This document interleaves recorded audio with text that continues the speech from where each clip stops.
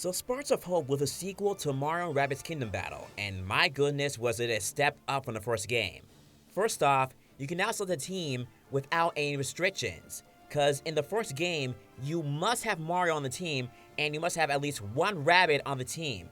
But thankfully, they listened, and we can have a full team of Rabbids or a full team of Mario characters. No restrictions. Thank you for that.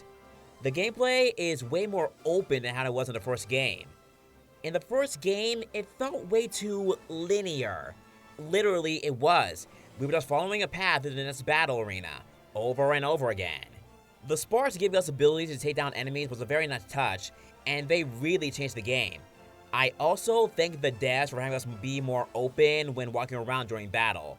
The first game, we could only go a limited path, so the story really just picks off not long after the events of the first game, and the heroes are immediately thrown into the next story as a Spark, which are Luma and Rabbids fused together, the name which Rabbid Luigi coins and somehow everyone else in the world just knows them somehow, is running away from a new enemy named Cursa, who is trying to collect them all and steal their power. Curiously, Rosalina is nowhere to be found.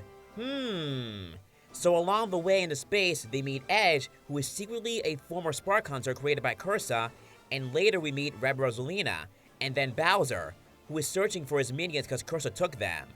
It's discovered that Cursa has taken control of Rosalina and used her as a host to capture the Sparks. Eventually she is freed and Cursa is defeated. I really enjoy the story of the game and the characters and the writing. First off, the animation and cutscenes, my goodness, can we get a full animated special with this style? Wow, just full of life and energy. Okay, moving on, I never thought they would give the Rabbid characters new voices, but I am so happy they did. The voices, they fit the characters so well, and it really adds more personality than just the typical Rabbid versions we hear all the time. Who the man? Oh, mama! MVP! MVP! Da-da-da! Get down, y'all. Funky Fresh with Rabbid Luigi. Ugh, yawn. No comment. Anyone have a charger? Love that they gave Rabbid Mario a Brooklyn Italian-like voice to fit Mario. Fun fact, he's voiced by Rayman's voice actor. Also, love the voice for Beepo. I did not expect that type of voice to come from him, but it fits. Edge was a fun original Rabbid. I didn't think she'd be so cool, but she is. And Rabbid Rosalina is such a mood that you can't help but just vibe with her. Speaking of Rosalina, I was one of the many people who knew that Cursa was possessing Rosalina the entire time. It was just super obvious. Of course, many didn't want or think that it was true because they didn't think that Nintendo would allow this, or because they wanted Rosalina to be playable. The reason that they gave for her not being playable was just silly, because they said she was too big and powerful to be playable. Newsflash, so is Bowser, and he and Rosalina have both grown in size multiple times. Just make her small like in most spin-off titles and say that Cursa took her powers. Simple as that. This obviously was just cause they had a story in mind, so it's too late. This would also mark the first time a Rabbid version of the character was playable, but not the main version. Also, Rabbid Yoshi and Yoshi aren't present in the game. David De Soliani said that Yoshi took Rabbid Yoshi to his island for vacation, so yeah, that's a bummer. He also said that Daisy and Wario were considered, which sucks, but they probably wouldn't have added much to the story anyway. I guess my one nitpick for the game is that we kind of focus a bit too much on the Rabbids. We don't get much Mario-related people around. Like, imagine seeing more Mario characters or Mario characters fused with Rabbid characters pop up in space. We mainly see Rabbid original characters. You get what I mean? The Mario cast don't get to do much. At least Bowser has a reason to be up there because of his minions and wanting them back. But like, if you removed Mario, Luigi, and Peach, would anything change? Plus, Bowser was the only new Mario character added. Also, I wish they got new voice lists for the Mario cast in this game. I was tired of hearing the same Mario Kart 8 voice list, my god. Next, we move on to the 3 DLC paths.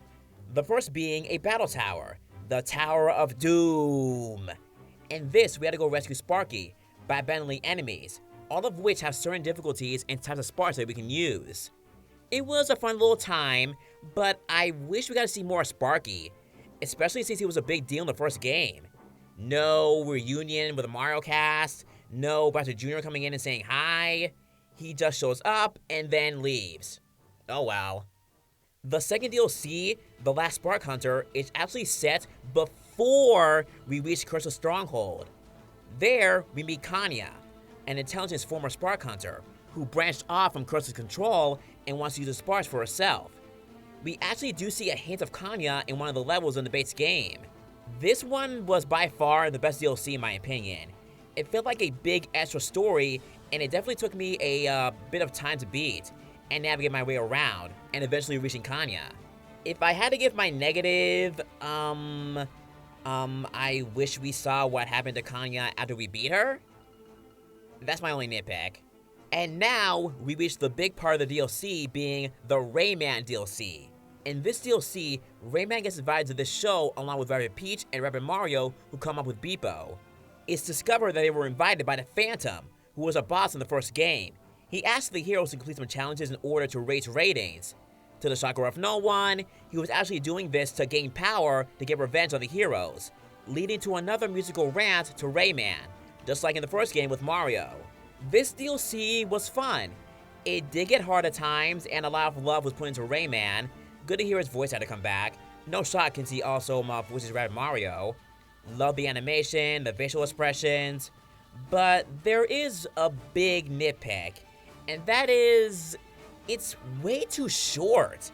I literally streamed and beat it not too long after downloading it. I only stopped at one challenge because it was too hard, and then I came back the next day and beat the game.